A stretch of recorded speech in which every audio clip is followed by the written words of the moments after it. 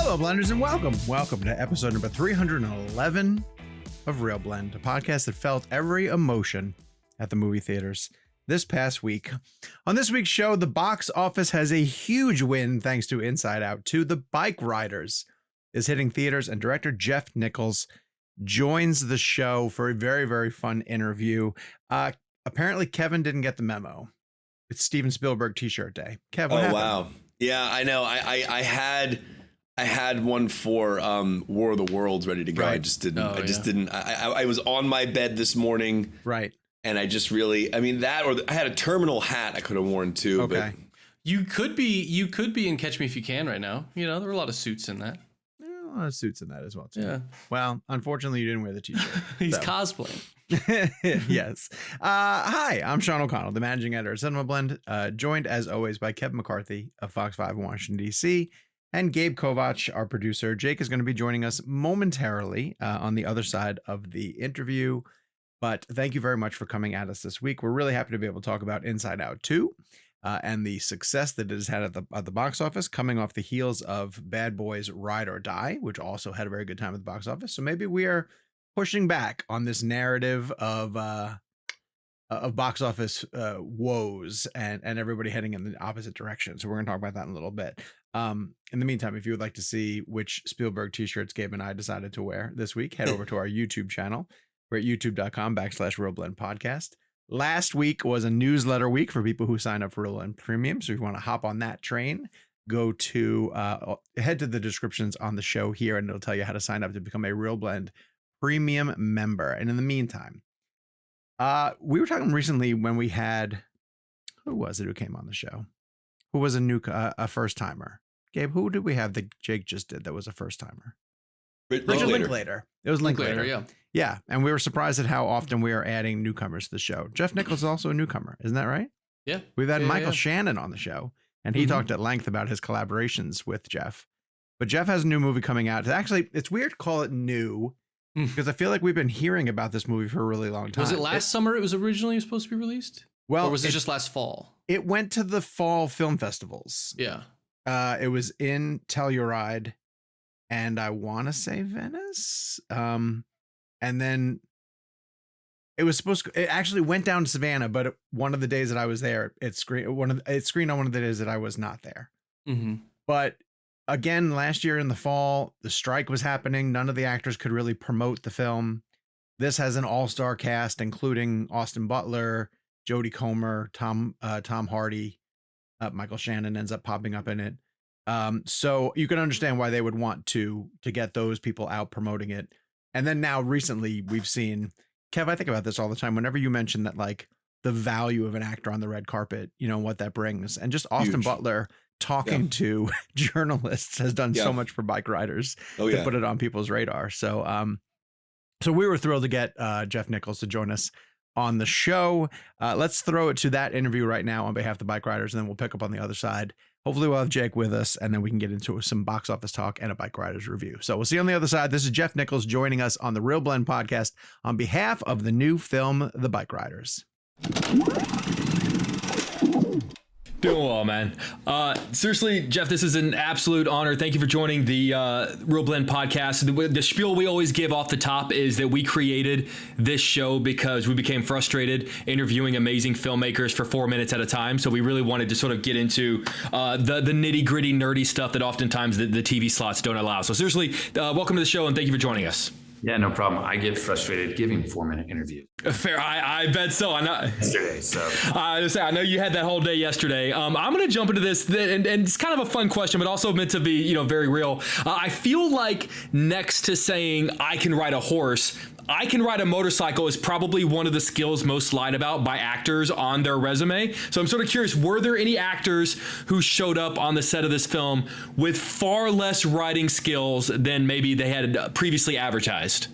Well, you know, to be fair to the actors, even guys that said they had riding experience had trouble with these bikes. It was really about the bikes. You know, these things. I mean, we had bikes from the 1940s. You know, it's 60, 70-year-old pieces of machinery.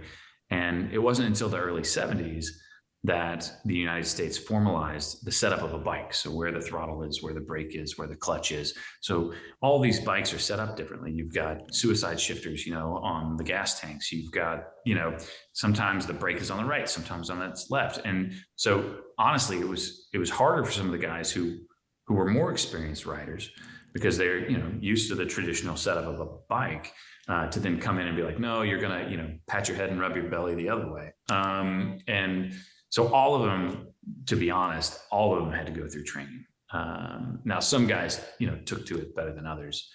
Sadly for everyone, Michael Shannon wasn't allowed, to get near our motorcycle. We barely let him lean on a motorcycle. That just spells trouble. When we made Midnight Special, he didn't even have a driver's license. And it was like, oh, we gotta teach Mike how to drive in this chase. He's great. I mean, he's obviously a genius and super talented. So I imagine had we put him on a bike, he would have learned it very quickly. But that was one of the first questions he asked me. He's like, I don't have to learn how to ride, do I? Just fight. You have to learn how to fight. Jeff, the last time I felt a similar vibe from a movie as I got watching Bikeriders, honestly, goes all the way back to Francis Ford Coppola's adaptation of The Outsiders. I don't know if it's the Midwestern location of it, the camaraderie, of the group, of the gang together, the fights as well, too. When the fights sort of broke up, they had that visceral impact to it. I'm curious if that movie had any impact on you at an early age, the way that it affected me, or if you can see any of the DNA of it in Bikeriders. 100%. So basically the first 3 minutes of that movie, which is all set to Gloria by them, which is Matt Dillon, sitting there smoking a cigarette. And what are you guys getting up to? I don't know, nothing legal. And it goes all the way, through them grabbing that deck of playing cards. You ever play 52 card pickup? Yeah. What? Hey, what? Don't be smart. And then go to that kind of drive-in, and there's a scuffle. And before they go to the drive-in movie theater, they go to the diner first. And my whole goal in life was just to take that 3 minutes and make an entire movie out of it, Awesome. And that's really, the Bikeriders is my best attempt, because there's something even in the way he shot that, the colors, there's that low angle tracking shot when they're walking up to the diner, the car hop diner, and there's big puffy white clouds in the sky. I think they shot it in Oklahoma. And just the look and feel and the texture of it, everybody looked right. Everybody felt right, and I've been wanting to do that. Yeah. My whole career, and the Bikeriders was my chance. Well, you did it. Absolutely, man. I couldn't stop thinking about Coppola's movie during yours. Yeah. I mean, and S.E. Hinton's books are really incredible, on their own, but to have Coppola interpret that, it's undeniable. That's awesome. There's a small detail near the end of the film that I thought was fascinating, which is that one of the characters is paid $5 to sit on his bike in front of a theater and basically convince people to go see Easy Rider. And I feel like that's such an interesting statement on the impact that our culture has on movies and the movies have on our culture. So I guess I have sort of a little bit of a chicken or the egg question. Do you think that the biker culture impacted Hollywood, or did Hollywood impact the biker culture? Because there is a massive difference between the culture that's represented in Easy Rider and the culture that's represented in The Wild One. Yeah, I mean, you couldn't find two different films, even if you just look at it aesthetically. You've got The Wild One opening with Marlon Brando on a fake bike with rear projection photography behind him, looking pretty cheesy, to be honest. I do love it, though. And then you've got, this insane drug fueled, early 70s movie that it basically, recounts that counterculture better than any movie from that period. I think the whole point is there's a feedback loop, they start to inform each other. It came from Danny Lyon's book that the real Johnny who started the Chicago Outlaws was watching Marlon Brando on TV in The Wild One. There's a photograph in the book of this guy's scrapbook, and he has the TV guide with Marlon Brando on the cover that we recreated in the film. Like, that was real. That really happened. The detail about getting paid to sit outside of Easy Rider, that's one of the few things that I grabbed from a source outside of the book. I'd read it somewhere. online, and I was like, well, I got to have that, because what it really represents is how this club and these clubs have kind of become an affectation of themselves. They're like a projection of themselves. And the new guys that are joining are actually joining for different reasons than the original guys. Mm-hmm. Guys were just, I don't know, they were kind of normal guys. They were just working class guys. They liked to drink beer. They had jobs. They were truck drivers. They were all kinds of working class guys, and they just wanted to ride around and drink beer on motorcycles. But then by the end of this thing, all that's changed. And the reason these people are joining up to this club are much more nefarious. And that trajectory is the trajectory of the film, but it was also in the book. Danny writes that at some point in the mid 60s, the club split. It split between the beer drinkers and the pot smokers. And that was very real. So you've got these guys that look like greasers from the 1950s. And then you got these guys that look like, honestly, contemporary gutter punks, that could have been, stumbled out of an 80s punk rock film. Yeah. And so it is a generational divide that is kind of, brought into stark contrast just by, Tom Hardy's character walking into this party at the end of the film, and he's still got a greased haircut and nobody else does around him. He's the wrong guy in the wrong time now. Yeah. All of it. It's only been 8 years. Wow. Yeah, but to that end, I want to bring up Toby Wallace because, a month from now, despite all the famous faces that you have in your cast, like his character of the kid is the one I'm going to remember, and his effort to join the group is the one that really stood out to me the most. And, I'm not going to really reveal any of the details about it, but what did you see in him? What made him right for that part? Well, I think Toby's a movie star, the world just doesn't know it yet. Yeah. But I think they will. I saw him in an Australian film with Ben Mendelsohn called Baby Teeth. Okay. And honestly, it's the last time I cried watching a movie. You got to watch this film. He plays a drug addict in it, and he does. He looks like a stray dog, which is how I imagined that character. That's one of the few characters in the film that is completely cut from whole creative cloth. I needed a physical character to represent the world that was coming. The danger that was coming, and that became the kid. And after seeing Baby Teeth, I was like, man, this guy feels like, you watch that movie and you're like, I don't know, is this guy a real actor? Like, did they just find this guy on the street? Because he is so natural. And he is a real actor. He's just that good a one. And, he was sitting in the makeup chair right before we started filming. He's like, how do you want my hair? I was like, I want you to look like a mangy dog. And he just grabbed the clippers from the hairstylist and just took a chunk of hair out of the side of his head, And I was like, this kid's going to do just fine. The moment when he turns, when his mom sort of confronts him as he's leaving the kitchen, is the most scared I felt for a character in your movie. Yeah, right? Yeah, I mean, he's dangerous. And that's our good friend Mookie, who plays his mother. She's an incredible actress out of Chicago. And, we did a couple different takes, and she just did this one where she starts to cover her face. Like, you just know that she's terrified of her own child. Yeah. And that there has been violence in the past, and it is, and all Toby does is just turn around and look at her. Yeah. And, but he looks dead inside. Like, his eyes look dead. And it's crazy because he's if you meet him, he's just this kind of vibrant, goofy young guy, but he's a great actor. That's awesome. If you can't tell, I'm talking to you from Chicago right now. So this is a movie that everyone in our city is very excited about. There is a great story of producer Al Ruddy, who recently passed away just a couple of days ago, literally meeting with the mafia to ease their concerns about The Godfather, because they weren't happy about it when they were in production. I'm sort of curious. I don't really know what is the status of the Chicago Outlaws today. Like, are there any remnants of that club remaining? Was there anyone for you to meet and potentially address any concerns of the film? Yeah, I mean, the Outlaws are, as far as I'm aware, the second largest motorcycle gang in the world. They have chapters in Europe, they have chapters in Australia, they have chapters all over the place. And to be quite honest, I'm terrified of them. I really I didn't want to cross paths with those guys, and I certainly didn't want to offend them or upset them at all.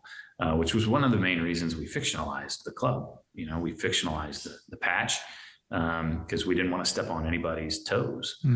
these guys take their colors very, very seriously. And so we knew kind of from the beginning that we would need to fictionalize this thing.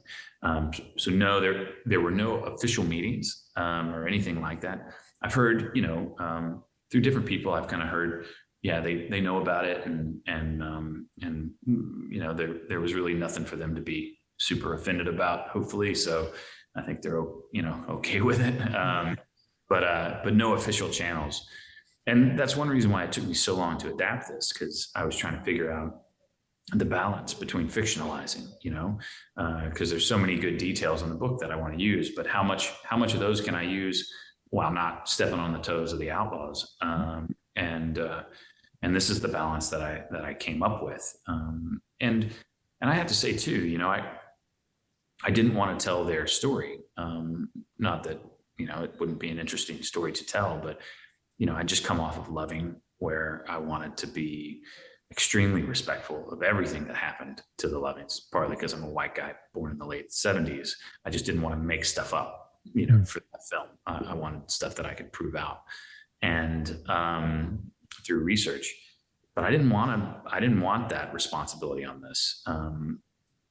If it wasn't in Danny's book, I didn't care about it. Every time I went to Google things, about other biker culture stuff, I just got freaked out. And it just wasn't stuff I was interested in.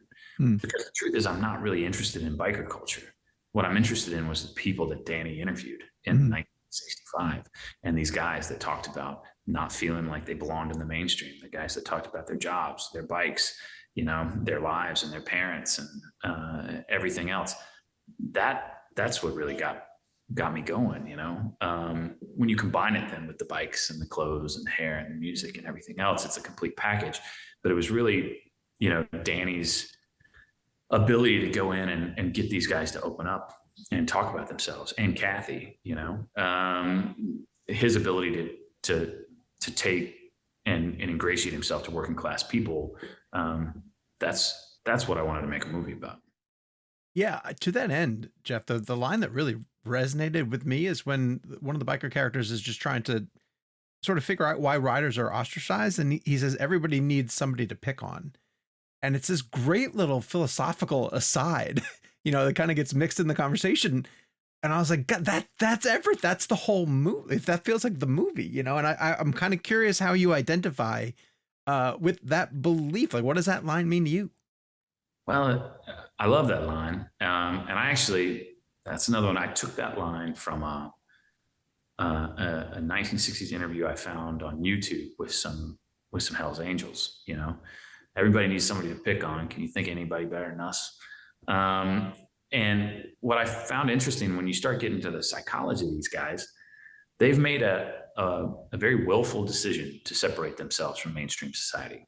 They don't like it. They talk about it being bougie and owning houses and paying a mortgage. And I don't want that life. That's not me. I don't want that. And you hear all these quotes like that. I don't want to own a car and, have a wife and kids. Like, that seems like prison. I don't want that. But then they sound hurt that mainstream society doesn't accept them. It's this crazy, like, well, wait a second. You're saying all this stuff that you hate mainstream society, but then you get your feelings hurt when they reject you. You can't have it both ways, and I found that kind of fascinating. I don't really know how I particularly identify with it, but what I'm looking for when I'm making films is I'm looking for unique human behavior. And that just was odd to me. And I wanted it represented because it's true. Like, wow, I don't know why they feel that way, but they do. And it's also, when you're looking at human nature, why are we attracted to things that are dangerous? If you take a motorcycle as an example, you look at them and they're beautiful and you want to get on one, you want to ride one, and it can kill you. It can kill you very easily. So what is that about us? Like, why are we built that way? And Kathy's that way, and Benny's that way, and Johnny's that way. And I think a lot of people live that way. And the film doesn't necessarily answer that question, but it certainly holds it up to the light. Jeff, I think the casting in this movie is one of the best ensemble casts I've seen in a long time. Every person is so genuinely authentic to their part. But there is an expression amongst film fans that is used sometimes that I think is hilarious, and I would love to get your thoughts on. And it's called the iPhone face. And it's where they say a younger actor doesn't fit into a period piece because they have a face that has clearly seen an iPhone before. So when you are casting younger actors who have to blend in to a 60s or a 70s aesthetic, is there such a thing as an actor who just looks like they don't belong there, or is that just a thing that film Twitter has made up? I don't know. I didn't spend time thinking about actors that didn't belong there. I just spent time thinking about actors that would. Sure. And the approach that I took with Francine Maisler, my casting director, who honestly, I should say, is probably one of the most powerful people in Hollywood. Like, nobody ever talks about casting directors, but like, we got studio heads calling this woman, saying like, hey, can you please call this actor for us? She is an incredible woman, and she has an incredible taste. And she understands something very innately that I love in films, which is faces, real faces. It would be very easy to cast just beautiful young men in this film. And I'm not saying mine doesn't have them, but everybody's got a cool look. You think about Bo Knapp or Carl Glusman, even Toby Wallace, like all good looking guys, but they don't look, they're not just pretty faces, unique faces. They've got unique qualities. And obviously I've made every one of my films with Michael Shannon. Like, this is a guy who I think is beautiful. I think he's incredible to look at, incredible to photograph, but no one would, probably consider him traditionally handsome. But that's because I don't really give a shit about that. That's just not very interesting to me. I don't want a bunch of pretty people walking around. So for me, it's really about finding the character in those faces. And then finding those faces that, happen to be on a body that is incredibly talented. Because each of these actors, they're just stone cold badasses. Yeah. You can look at every frame of this film and you've got layers of actors, foreground, midground, background. There's somebody always doing something, Yeah. Well, they're probably going to kick us out of here. This might be our last one. But because of that, I want to talk about Austin, who I think is a real natural at a form of acting that I've kind of become fascinated with, which is this really quiet confidence, like doing so much with that by doing so little. And we're still learning about what he's capable of, but when you're editing him, you have to know how long you can keep on him, right? Before the audience might lose interest, and you never do with him. And I was wondering if you could speak to that. Well, the challenge on this film was, you don't want to cut away from any of them. Yeah. Then on the flip side of that, whenever you cut away from him, you get to cut to Tom Hardy, or you get to cut to Jodie Comer. Yeah.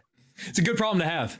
So I don't want to leave, but I got to go because I want to go to this other person, all these people. And I realized this early in my career with Michael Shannon. And it's not fair to normal human beings. But there are some people that when you put them in front of a lens, they're just captivating. There's something that they're doing inside that is kind of seeping through the pores of their skin. Mike Shannon has it. Tom Hardy has it. Jodie Comer has it. Austin Butler has it. I've actually been really lucky in my career to work with a lot of people, that have it. And it's undeniable when you see it. You can't manufacture it. People just kind of come to the world this way. And I think there's something about casting. I'm a big believer that there is the right person for the right part. And the deeper I get into my career, it is, in a way, it's harder because you have famous people, ringing you up saying, hey, I want to work with you. And there's a reason they're famous, because they're all charming, they're all totally engaging. Sure. And Francine jokes like, I can't actually meet an actor or I'll cast them because I just like everybody and I love actors. But it's actually not true, because I believe that not every actor can play every part, that there is actually a right part, which doesn't mean you can't play against type. That's not what I'm talking about. But there's an energy around an actor at a certain point of time. And I've been really, really lucky and really, really kind of good at picking actors that there's an energy around them. And it just so happens, I did it again in this case when it comes to being able to work with Austin. There's just an energy around that guy right now. And we are definitely trying to take advantage of it. Look, man, we are tremendous fans of yours and your films. And so this is really special for us to have you on the show. Thank you for coming by. Thanks, y'all. I appreciate y'all. Thanks, man. Of course, dude. Thanks, man. Appreciate it. We want to thank Jeff Nichols so much for joining us on the show. Jake, I was talking about the fact that he is a first timer, and again, seems like someone strange to be a first timer because we've had Michael Shannon come on the pod before and talk about his collaborations with him. Oh, also welcome Jake Hamilton to the show, joining us, Fox 32 in Chicago. Jake, the thing I wanted to bring up about talking to him was how it blew me away the way he responded to my question about The Outsiders and whether that was an influence over him, and for him to talk about how the opening couple of minutes of that Francis Ford Coppola movie was what he was trying to replicate with the Bikeriders. I wasn't expecting to, sometimes you throw a pitch across the plate, sure, hoping to get a hit like nothing. that. But no, I think it's interesting too, because, filmmakers around your age, Sean, are like getting to the point where like there are great filmmakers today, and you're realizing that, in a day and age where so many people, grew up and would name drop, a Taxi Driver or a Godfather or, some of Hitchcock's earlier work, or maybe even going back to like Orson Welles, that now this new generation of filmmakers were raised on the exact same movies that you were raised on. Right. And I feel like they're probably used to hearing certain comparisons to be made. So to name drop something like The Outsiders, which I would probably say probably isn't a movie that gets name dropped as an influence as much as maybe we think it should be, that had to probably be really refreshing for him. But wasn't Sean was raised on like Battleship Potemkin and Citizen Kane and stuff like that. So he was on the Potemkin. No, he was more raised on theater, like plays and those kind of right. I'll never forget when he was in the theater with Lincoln. And it was like, what was that sound? He interviewed Shakespeare at the Globe Theater. I was the one demanding, like, am I going to get my money back for this ticket at the Ford Theater when the play got disrupted because that idiot jumped on the stage. Sean is like going to review like a play, and he takes out this giant ass quill and he's like riding furiously, and you just see this giant quill flopping. Yeah, everybody get your laughs in. Get your laughs in. I was very much like in the vein of complimenting your question, and then I just boarded the Kevin McCarthy train. I'm clinging to the fact that my question worked. That was really a great note. But that was my first time speaking with him. Oh yeah, cool. Yeah. That's awesome. Well, and the funny thing about this too is for people who go see the Bikeriders, and Gabe is going to go see it the day after we record. It is a movie that feels like it was made directly for Gabe. Like, oh God, yes. Because people might not know this. Gabe owns a motorcycle, rides a motorcycle. Feels like he belongs in that sort of throwback 60s culture. Love that. And I love Jeff Nichols. Growing his hair like a hippie. Yeah. It was one of these films where, because I know all the things that Gabe loves, as I was watching the movie and more things kept happening, I was like, oh my God, Gabe's going to lose his mind. Oh my God. Gabe. And then finally, like, Michael Shannon shows up, and Gabe is a diehard Michael Shannon fan. Hell yes. And when he shows up, I was saying this to the guys, it's like rocket fuel into the movie, like the moment he arrives. And I was like, oh my God, Gabe's going to lose his mind. I will say, speaking of Nichols and Michael Shannon, if anyone listening has never seen the movie Take Shelter, that is just an all-timer. And Midnight Special, right? Midnight Special is amazing. Shotgun Stories, his first film, is also fantastic. Did he do Mud? He did Mud. Yeah. Man, he has a great filmography. I don't think he misses, man. He's also good. I feel like, what was his most recent one that I thought was? Did he do like a more commercial movie before Bikeriders? Loving. I think was the one before that. Loving was great. This is kind of, I think, his biggest commercial film. I think he was tied to something else with Scorsese at one point producing, but he's been pretty vocal about, like, he kind of was avoiding the studio system until he felt like he could make a movie he wanted and not get kind of swept up in that process. And so I think that's kind of why it's been a slow roll of his movies getting bigger and bigger. I think Mud was like the first big one where he had, McConaughey attached to it, and it felt like a really big commercial success in that way. But I think he's slowly been sort of building up his filmography in a really like responsible way for that kind of filmmaker. You mentioned Loving, and I have to bring up Ruth Negga, who is killing it on Presumed Innocent. I was about to say, if you're not watching Presumed Innocent right now, you're missing maybe the best thing on TV right now. How many episodes have you done? 7. Yeah, I did all 7. Michelle and I ripped through them. But here's and this is such a like, Jake, shut up. I can't believe you're complaining about this. Right. Apple does this thing where they give you all the episodes of a show except the finale. And so the show starts and you're like all the way through. And now we have to wait for 2 months. Like the normies. Sean. You should see my text thread back and forth with my Apple rep being like, dude, just give me the finale, man. Just give it to me.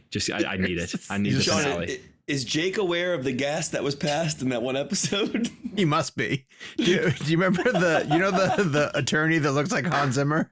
Looks like Hans Zimmer. Bill Camp? Is that what his name is? Bill Camp? Yeah. How about the scene where I was telling Kevin about this, where he's working late at night and he gets up and he just burps and farts? I'm trying to pitch Kevin on the show, and that was the only way in. I knew that he would now watch it. Now I'm all in. It's authenticity, baby. I was like, Kevin, the performances are amazing. The script is great. Oh, wait a second. There's a part where a guy gets his awards farts. reel. That's his awards reel. I will say this in all seriousness, though. I watched the first episode. That guy is one of the best characters in the show. He's really great, and he's a great character actor. Phenomenal character. Does he not look like Zimmer? Am I wrong? He does look like Zimmer. And the crazy thing is, he's in a really amazing limited series called The Night Of. Yes. Oh, and if you never saw The Night classic. Of, he's brilliant in that. And in Presumed Innocent, he keeps using because it's a very common expression, particularly in law enforcement and the legal system. The Night Of is a very common. But he keeps using that expression. I'm like, that's the name of your show. Yeah, I interviewed when I did the interview for that. I don't know if I mentioned this last week, so if I did, just forgive me. But they did a really cool job with cutting that trailer together, because throughout the trailer, you're talking about Presumed Innocent, not Night Of. Yeah, Presumed Innocent. Yeah, and he says over and over throughout the show, "I didn't do it. I did not do it." And I thought it was really interesting about the difference between somebody saying "I did not do it" versus "I didn't do it." There's an emphasis put on the "not" when you say it. And I asked the question, like, it came across almost like a grammar discussion. And then Sarsgaard picked it up. He's like, it's actually a lot more, emphasized if you actually say "I did not kill her." So when you're watching the show, for people watching it, pay attention to how Gyllenhaal says it, because he was very specific in each instance about how he said didn't or did not. And that's supposed to be a way for him to kind of cue you in on what's going on in the actual mystery. I would like to point out the difference in Kevin and my interview style, and that he goes into like deep into the catharsis of literary conjunctures, and I'm basically like, hey, wouldn't it be funny if you guys remade Bubble Boy? I'd like to just emphasize the difference between. I do like Bubble Boy. I wish Kevin knew that Bill Camp ripped a nasty fart. I'm all. What episode is that in, Sean? 2? I don't remember. No, it's a little bit later, I think. Okay. It's a little bit later. It's great. I am now in the Presumed Innocent camp for sure. It's really well structured. I'm in the Bill. I will gladly join that show. Quick, name his fan club. What do they call themselves? Campers? Campers, right? That almost seemed too easy. I was like, that can't possibly be the answer. Gotta be campers. I learned recently that fans of Kaylee Spaney, I told Gabe this, they refer to themselves as Spaniacs. So I think it's terrific. I didn't know that. Yeah, huge fan of that. Yeah, I love her. Spaney's in Romulus, right? She is. Yeah. The more and more I hear about that movie, Oh, I think we're due for an all-timer Alien. Someone I know pretty well went to a footage thing today where Fede Alvarez showed like 15 or 20 minutes of footage. It sounds like it was. I want to go to that. Incredible. See, that holds no interest to me. Like, why would you want to see just 30 minutes? Like, that sounds like I would. There's another movie this summer that they're talking about potentially maybe just throwing. It's only showing us 30 minutes, and I have no. Just don't show me the Horizon. movie. Is it Horizon? We'll talk about Horizon next time. I don't know if the people know this. So Jake, on the opening weekend of Horizon, Jake, we're gonna, and also just to plug, we're gonna have Kevin Costner join us for a 45 minute like all encapsulating interview about his career, and he loved Sean and I. And so I think I want to mention that Jake's now doing a marathon. So Jake, you've committed to this, right? So Friday, Saturday, Sunday of the release, you're gonna go twice a day. Right? Yes. Okay. Yeah. Yep. Until the horizon, like the sun goes down and everything. It's gonna be. You're gonna hear me chanting in the front row. Give me chapter 2. Give me chapter 2. And the presumed innocent finale. And the presumed innocent finale. It's actually the surprise post-credit scene is just chapter 2. And they just start playing chapter 2. You're not that far off. Only for Jake. You're not that far off though. Quickly around the horn, Bikeriders. I thought Bikeriders was cool as hell. I really dug the vibe of it. I really enjoyed the story. When I tell you guys that, like, it felt like The Outsiders to me, it felt like a throwback to this time in the 50s and 60s when the concept of these really close-knit gangs, quote unquote, who do, I guess they do sort of go around and get into trouble and break the law and is it Easy Rider vibes at all? No, like Nicholson. There's a really interesting moment, because you have to keep in mind, like, this is based on a very real biker gang based out of Chicago. Yeah. Okay. And why is every movie based in Chicago? Every single thing, presumed innocent, this is Chicago. Austin. Like every single thing. Jake's like, Kevin, it's in Chicago. I'm like, how is every story ever in the history of movies take place in Chicago? I know. Dark Knight was shot in Chicago. It's like, anyways, continue. And that's where Batman happened. Come to DC. That's exactly right. De Niro's actually shooting in DC tomorrow. There have been a thing or two shot in DC. No, I know. De Niro's actually here right now shooting something tomorrow. I don't remember the name of it. Oh, nice. Look it up. We got Shallow Hal shot here. Nice. Nice. Talladega Nights. Hal. Yeah, and Talladega Nights. Shallow Hal. Wow. Jakey, you were saying, sorry. Oh, I forgot. Honestly, I lost my train of thought. You were on the Bikeriders. Jakey, your thoughts on the Bikeriders, whether or not it has Easy Rider vibes. Oh, okay. Here's why I would say that's a tough question to answer, because there's very much this question, I think, that the movie asks, because the biker gang that is represented in the film is a very real Chicago biker gang. And so it's basically talking about like a chicken or the egg, where it's just sort of like, to what degree did the biker culture influence movies like Easy Rider, and then to what degree did movies like Easy Rider come out and then influence the biker culture? So I think it's less of like saying whether or not the movie's like Easy Rider, and more about the fact of like which influence which, so much so that there's and this isn't well, there's an Easy Rider reference in the movie, is what I'll say, and I think that's it's a very telling reference. And as if you just listen to the interview, you know that we spoke with Mr. Nichols about it. But I think it's a bigger question. There are certain genres. I'm going to cut you off, but no, like sure.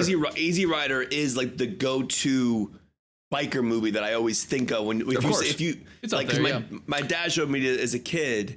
And so, I'm sorry for cutting you off, Jake, but I just wanted to say that because like it's interesting about like, that is the like quintessential one I point to when I think of bike riding movies. So about 10 years before Easy Rider, Brando did a biker movie in the 50s. It was very much sort of a clean cut kind of sort of greaser. I forget the name of it, because I actually Wild One? Yeah, because I brought it up in the interview with Nichols.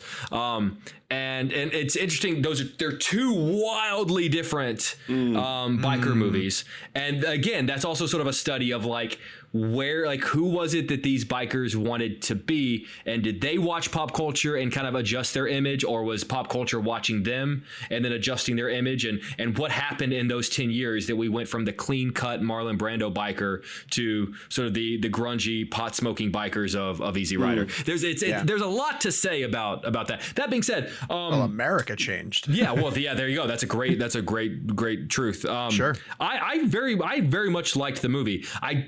I am a little bummed that I didn't love it. I feel like it's got all of the ingredients for a movie that I should love, and I feel like the whole time I just kept going, kind of like you. This is really cool. I dig this movie. This is awesome, and that should be fine. Sure. Like we should never knock a movie for just being good. Like these days, good as I'll take good. I think I gave it 4 stars. Yeah, I think 4 out of 5. I think I would probably do like 3.5. Okay. Like for me, to me, a 7 sounds sexier than a 3.5, even though they're the exact same thing. I want to say this though, like there's this current crop of the movie stars, the young movie stars. And to me, this does for Austin Butler similar to what Challengers did for Zendaya. It shows something completely different, right? Like it's a real detour from other things that he's done. And so now when you put together, like for a while, his body of work was like largely Elvis, and now you've got Elvis, Dune Part 2, this, and now I'm like, oh, okay, I get.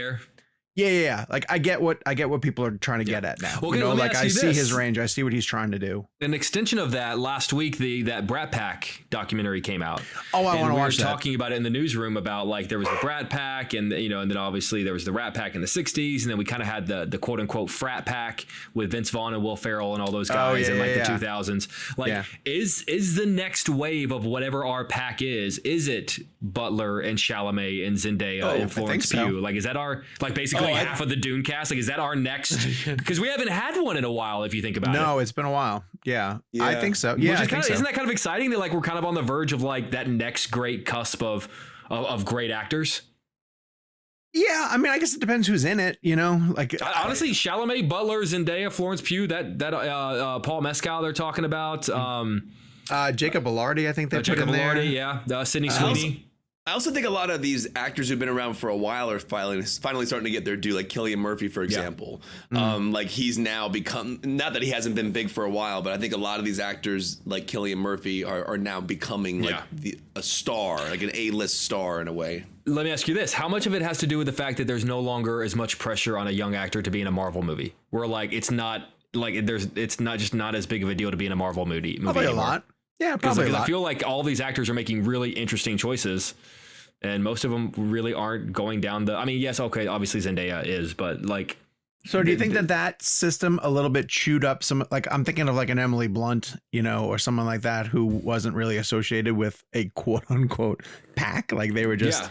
You know, Anne Hathaway never really got into the franchise. I mean, I think this is a conversation for another day, but I think it's very telling that for many actors in the MCU, like outside of their Marvel character, they haven't been able to open a movie. Yeah, there was somebody who said the other day, though, I think it was like Variety with a Wrap, and they were like, if Scarlett Johansson gets into the Jurassic Park franchise, maybe she'll finally have a winning franchise. And I was like, are you kidding me? Like, did you just overlook the fact that she was like founding member of the Avengers? Like, what are we talking about here? So I don't know. It is an interesting sort of transition because I do think there's becoming more of an emphasis on movie stars than we have had for the past 20 years. You know, I agree with that. Definitely more people going to see. Especially coming off the wave of Tom Cruise is our last great movie star. Like we're now at a point where, you know, Chalamet's last few movies have been big. Well, and it's generational. Like my kids as an example and their friends, you know, they might know Tom Cruise, but they're not going to Tom Cruise movies really, you know? So it's like, who are they going out to see? PJ and Taylor they love Anyone But You. They're super into, you know, Glenn Powell, Sydney Sweeney, whatever those two go do, them as a couple will probably go follow Glenn Powell and Sydney Sweeney wherever they go. It's cyclical. It's generational. Exactly. It's the next, you know. Yeah. And then me, old man on my porch shaking the fist going, but Tom Hanks though. All right. Anyway, let's throw it to a quick ad break. And on the other side, we're going to talk about the box office and how things aren't as bad as we made them out to be. Jake, everybody would go to the theater to see You've Got Gmail. Oh. And we are back. Okay, so 2 weeks back to back, we've been able to celebrate films doing well at the box office after a tough May, essentially. A couple of movies opening well, you know, but nothing really catching fire the way that we would expect in the summer season. Inside Out 2 came out this past weekend and domestically did $155 million. $155 million. Let me repeat that. Internationally, $140 million for a worldwide take in its opening weekend of $295 million as of the statistics that we have right now, close to $300 million. Insane. I mean, the types of numbers that we are used to seeing. Why? Who the hell knows? I don't know. It was well reviewed. You know, we anticipated the families were going to want to go back out to the movie theaters to go see it. It's a familiar franchise from a familiar brand. So all of these things sort of factor in. But, you know, now that we pair how Bad Boys Ride or Die, and Bad Boys Ride or Die had really good hold. I think it only dropped 30% or something like that. So, that's doing incredibly well. So the question becomes, were we overly focusing on the few lackluster weeks, Yes. or are we now overly focusing on 2 back-to-back good weeks? And what if Quiet Place Part 1 bombs or something like that? Well, as life is in all business and everything, there are ebbs and flows, ups and downs. And like when Furiosa and Fall Guy didn't perform, it was like the end of like the movies were over, whatever. But then you got to look at like the 5 highest grossing films of the year so far domestically: Dune 2, Godzilla, Kung Fu Panda, Apes, and now Inside Out is the 5th one already. Is crazy. But those are all films that made a lot of money. Also, Inside Out 2 is the first film to make over $100 million in its opening weekend domestically since Barbie. It's been 11 months since we've had a film open that large. Holy God. That's also crazy. But I was talking about this on the air today. I think we are now in a state, a flowing state of great box office for the rest of the summer, because I don't know how Quiet Place will do. I think it will do decent numbers because it's a well-known franchise. People love Lupita. People love Joseph Quinn. What's the horizon though? Like, is the Yellowstone of it all with him in a Western? Like, does that have any sort of traction? Like, is that going to get anything? I just think the length is going to kill it. Just going to kill it? I think the length is going to kill it. I mean, it's no longer than Oppenheimer. It's not, so but Oppenheimer had legs. That thing I performed agree. forever. Oh yeah. But I there's a couple things that I think are really fascinating. The Fall Guy Furiosa thing of it, I think we all just understood that those were films that did not interest audiences. The Furiosa came 10 years too late. And I think Fall Guy just didn't know how to tap in. Fall Guy was such an inside baseball movie that we loved it from an industry perspective, but it was so inside. Like there's an entire scene where they're filming a oneer. I mean, I love that stuff, but I mean, I don't know if like audiences really grasped onto that. Do you also think with Furiosa, it's been too soon since Fury Road? No, I think it's been too long. I also don't think that people 10 really years. cared that much about. I think if it had been a Fury Road sequel and they'd gotten Charlize Theron and Tom Hardy back, then I think we're looking at an $80 million opening. I don't think people were interested in a prequel to Fury Road. I just don't think people cared. Right. July is going to be dominated by 2 movies, I think. Well, Twisters obviously is going to be. Was Twisters July? Yeah. Okay. Yes. Twisters will be big, but I think that's going to be bookended by these 2 films. Despicable Me 4 opens July 3rd. Yeah. Do you have any idea how much money the Despicable Me franchise has made? It's the highest grossing animated franchise of all time. Insane. With Number Minions, 1. it's made $4.6 billion. $4.6 billion. And think about merchandising. Like those stupid Minions. I bet you Despicable Me opens up 150 million. Probably. Yeah, right now I'm seeing tracking from the 14th says 65 to 85, and I feel like that's going to get crushed. That's insane. Especially showing what Inside Out can do. Domestic opening, at least. It's July 4th. What did 3 open domestically? I'll take a look. It's July 4th. So- That's a huge weekend. So you have that on July 3rd, and then in between, I think you have Twisters.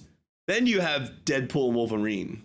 That's correct. And we shared an article in our thread the other day where there's an article, I don't know who to credit for this, but there's a early tracking saying it's going to open up between 200 and 240 million domestically in its opening weekend. Did you guys also see today that, well, Sean sent it in the group with the China release. Mm-hmm. So, okay, the domestic open for Despicable Me 3 was 72 million. But Deadpool now, it easily makes $1 billion, right? There's no question on that. I mean, Deadpool 1 and 2 made almost 800 million, at least worldwide. I think 2 is in play. I think $2 billion is in play. Easily. What's the highest grossing R-rated film of all time? Is it I Joker? don't know if the R-rated makes a... Yeah, I mean, I guess it does. I wonder what other movies are going to makes a benefit difference. from kids buying tickets to PG-13 movies so that they can sneak into an R-rated. Yeah. But you can't sneak in anymore. Like, that's become more difficult because of the whole choose your seat thing. Oh, that's interesting. Are we the last generation that was able to sneak into? I think so. That's a bummer. I think so. They do put Kids the out there. chart up. I mean, again, I'm not telling people to do what you got to do, but they do put the chart up usually. I think at most theaters where you see where the vacant seats are. Hold on. So I'll yeah. use a little personal anecdote that just happened to me recently. I wanted to go see Bad Boys Ride or Die. and Warner Brothers gave me a code to go see Watchers for an interview that we were potentially going to do. So I went to go see Watchers at 5:30, and then I was like, okay, I'm at the theater. I'm just going to go to the next screening of Bad Boys, Ride or Die. And I was looking at, like, during the end credits of Watchers, as soon as it ended, I pulled up the app and I looked to see what was available in the seating for Ride or Die. And I saw like a row that had empty seats. And I was like, all right, I'm just going to go in there and sit in those seats. Right. But at my theater, they didn't put on the outside of the doors what movie is playing in each place. Yeah. And the theater that ended up having Ride or Die was right next to the woman who was taking the tickets. So I had to go out to the lobby and buy a ticket for Ride or Die and go in. They figured out how to stop me from sneaking into the theaters. But this is, as a teenager, I did that all the time. Yeah. That's all I do is bounce from theater to theater. But they've come up with these different ways to prevent you from Sean, getting to go see a movie. I know. No. But I did five in one day when Phantom Menace came out. I saw Phantom Menace at like at noon, and I was at the theater till midnight. I don't remember it must have been the whole 9 yards, and they analyzed that or something, whatever it was, but there was a bunch of them out at the time. Okay, real quick, R-rated worldwide grosses of all time. Joker's number 1 with $1 billion. Oppenheimer is number 2. Wow. 976 million. Deadpool 2 is 785, and Deadpool 1 is 782. So only one R-rated movie has ever cracked the $1 billion mark. I guess That's the interesting. R rating will really hurt So it. Deadpool 3 is going to. It will cross I think 2 is going to be harder than you're giving it credit for. I think 2 billion is going, 2 that's billion right. is going to be tough. I didn't think about the R-rated, but I think that's legit. Billion and a half. I don't know. Maybe. Yeah, maybe. It has nothing behind it, like nothing significant behind it. It's all people love Jackman's Wolverine. That's the thing I think is, that we're talking a lot about Deadpool as Deadpool, which I think everyone's excited about. But Jackman back is like this thing no one expected and kind of R-rated movie. Regretfully once. Yeah, exactly. And they're doing a really good job of keeping the rest of the movie hidden. Yeah. Like everything that we've seen in the marketing is like the opening 15 to 20 minutes. Yeah. So I can't wait. Once people figure out like what else is happening in this movie based on stuff I'm hearing kind of thing, like it's going to be a juggernaut, no pun intended. It's going to be huge. Hey, is he in it? But then again, this is the so Kev, you're in with the ebbs and flows of the box office, and that neither thing is true. We're not all the way back. We're also not completely ruined. But we're in a flow state right now. We're in a good flow. But I also do think that that the industry as a whole has to readjust what the realistic expectations are. Like gone are the, multiple weekends of 100 million opening, 120, like that's just not happening. But there also used to be this idea in society that like going to the movies was a thing that we were always going to do, and it didn't really matter what was coming out. It was more about, we're going to go to the movies, open the paper, and let's see what's playing. Sure. Now it's, this thing is coming out that I really want to go see, and I'm going to wait until that comes out. Sure. I think what this summer has taught us so far is, if the right movie comes out, people will go. Same thing like when Barbie and Oppenheimer came out in the same weekend. It wasn't one of them cannibalizing the other. It was an example of 2 movies came out that people really wanted to see, and guess what? Both of them did incredibly well. I think all that May showed us was there were a couple of movies that came out in a row at a time when we were expecting people to go to the movies, and people almost basically universally rejected them. They said, no, I don't want to see that. And everyone panicked about the nature of movies. I think we just need to be worrying more about what movies we're putting out, because I think people will always go to the movies. And yes, there is this mentality now of like, okay, I'll wait. I think it's just a matter of making movies that remind people of what it is that they love about going to see something on the big screen, because people will go, but you got to give them a reason to. And May didn't give them a reason to. It's also really important to note what happened to Pixar during the pandemic. Sure. They convinced people to just wait and watch it at home. Right. So like Soul, Turning Red, Luca, I think. Onward, I think was the last time that they went to, I think that was the last one. Right.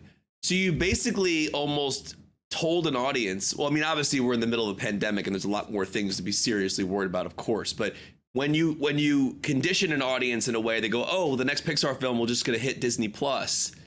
You almost forget that you need to go to a theater to have these experiences with these bigger ones. And I think Inside Out 2 was kind of that, they needed this so bad to understand that, oh, the brand is still strong. people will still go to the theater to see it if it's the right one. But there was probably a lot of audience out there who thinks, oh, I'll just wait for Disney Plus. I thought that Pixar was going to have to make an announcement before Inside Out 2. Yeah.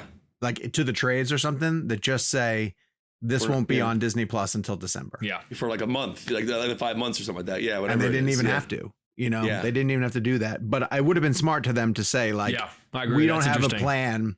We don't have a plan to put this on streaming until And they December. almost didn't need to. It just kind of hit the right time. What kind of legs do you think it has? Do you think it catches, or does Despicable Me sort of cut that short? I think the box office is a great story for it. And I've actually had 2 or 3 people in my newsroom come up to me today and go, okay, should I go see it? Like, I love the other one. Like, should I go? And I was like, yeah, you should probably go.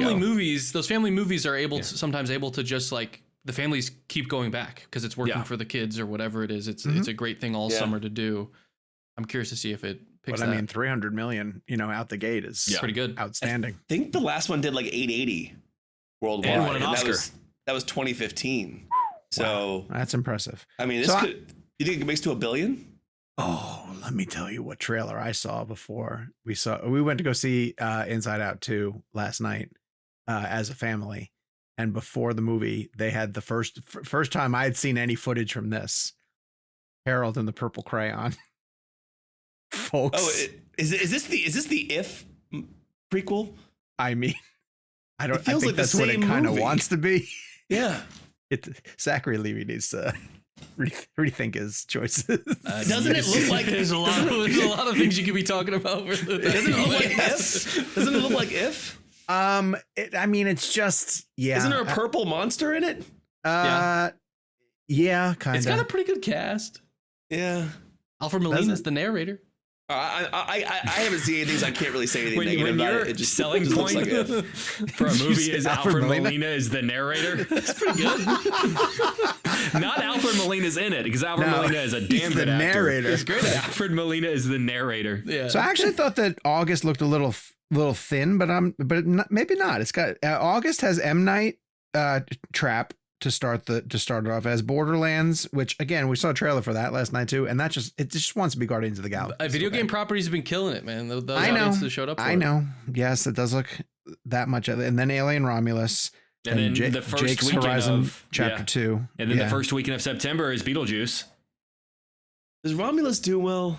I mean, I think it'll do well. It won't do like huge numbers, but it's going to do pretty well. That franchise has it also too, like what is well? Yeah, well is subjective.